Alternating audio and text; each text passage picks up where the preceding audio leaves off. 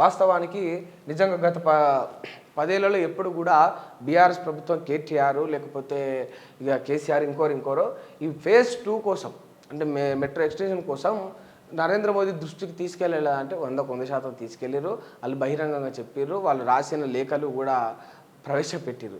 ఇవన్నీ కూడా రాజకీయ విమర్శలు, కానీ వాళ్ళు అనుమతించలే.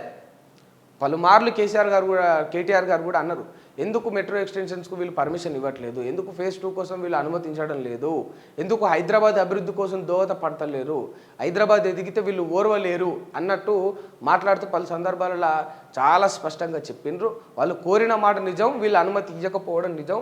అయితే ఇప్పుడు మీరు సరే వాళ్ళ మీద మీరు ఏమంటున్నారో పక్కన పెడితే, మీరు అంటే కలిసి ఆయన పక్కన కూర్చొని ఆయన అపాయింట్మెంట్ తీసుకొని ఈ విషయాలు చర్చించడానికి ముందుకెళ్ళినందుకు as a Telangana chief minister మేమందరం కూడా ఫస్ట్ మిమ్మల్ని అభినందించాల్సింది. ఎందుకంటే గతంలో వ్యక్తిగత విషయాల, రాజకీయ కక్షల, లేకపోతే భవిష్యత్తు రాజకీయమైన దానికోసమా ఇదేదో తెలియదు, కానీ కేసీఆర్ గారు ఇట్లా పోలేకపోయిండ్రు. ఎప్పుడైతే వైరం ఏర్పడిందో నరేంద్ర మోదీకి కేసీఆర్కు, బీజేపీకి బీఆర్ఎస్కు పోలేకపోయిండ్రు.